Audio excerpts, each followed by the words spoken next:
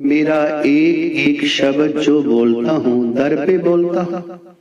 इतनी विनम्रता, इतना प्रेम, इतनी दया, इतनी करुणा, इतनी क्षमा, इतनी गरीबी कह दिया कि मैं चुप्पी में मैसेज दे दिया कि सुगंधी की तरह आया हूँ, मिठास छोड़ के जाऊंगा। तो फकीर खुश होने लगे। इतिहास में लिखा है कि पीर मुल्तान के जो 3 फकीर उस समय महान थे, वो बाबा जी को सबस तबरीज के ठिकाने से खुद लेने आए। बाबा जी को कि आओ, आपका सम्मान है, इस पीरापुर मुल्तान में आपका सम्मान है। तो फिर गुरु जी वहां गए, जो बहावल हक ने एक दिन पहले ठिकाने पर गए। तो बेटी ने कहा चाचा जी। तो चाचा पंजाबी में पिता के छोटे भाई को कहते हैं। बहुत से हमारे भारत के कल्चर हैं, यहाँ बड़े को भी चाचा कहते हैं। सिंध का हमें नहीं मालूम, जो पिता का बड़ा भाई है उसको तो पंजाबी में ताया बोलते हैं, ताऊ बोलते हैं हरियाणा में, पर पिता से जो छोटा है उसको चाचा बोलते हैं, चाचू बोलते हैं। तो पिता से छोटा है। गुरुजी ने पूछा क्यों कहा?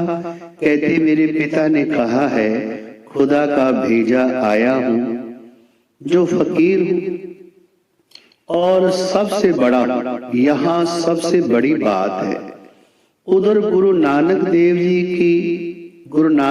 जी कहते हैं करनी कुत्ता दर फरमान, बात चीत में बहुत अंतर है। कंपैरिजन करके वे देखो, वो कहते हैं मैं साधारण मनुष्य हूँ, वो कहते हैं मैं सबसे बड़ा हूँ।